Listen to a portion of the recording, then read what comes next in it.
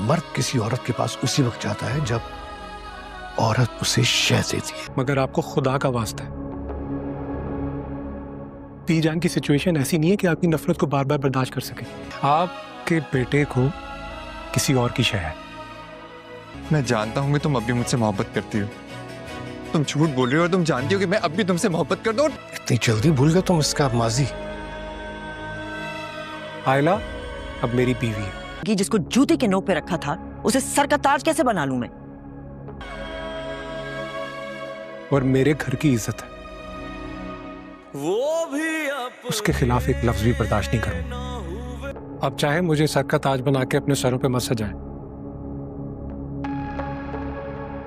तुम भी मुझसे मोहब्बत करती हो। मेरी बात आयला, मेरी बात सुन। नाज़रीन, आप देखेंगे कि आयला शामी के मुंह पर जब दफ्फड़ दे मारेगी तो ये सारी बातें और सब कुछ उसका ताया जान देख रहा होगा, जिसकी वजह से उसे गुस्सा आ जाएगा और वो उधर हॉस्पिटल में ही आयला को सुनाना शुरू कर देगा। आयला को कहेगा कि कोई आदमी तब तक उस औरत के पीछे नहीं आता जब तक उसे औरत की शह ना हो। उधर आप देखेंगे कि ओन आ जाएगा और ओन कहेगा कि आप इसको मेरी बीवी की शह नहीं बल्कि किसी और की शह है, आपके बेटे को। और एक बात याद रखिएगा कि ये मेरी बीवी है, आप जो भी इस पर हाथ उठाएगा या कुछ ऐसी बातें करेगा तो मैं इसके सामने खड़ा हूँ। इस पर उसके तहत कहते हैं कि बस करो जो भी है, लेकिन ये सब कुछ तुम्हारी बीवी का किया दर है। लेकिन ओन इसको बिल्कुल भी नहीं मानता। इधर आप देखेंगे कि जब ये सब कुछ आयला देखती है कि ओन उसके हक के लिए खड़ा हो गया तो वो उसकी तरफ माइल होना शुरू हो जाएगी। दूसरी तरफ आप ये भी देखेंगे कि शमसा ने तो पहले ही ओन की इतनी बेइज्जती कर दी है। उसे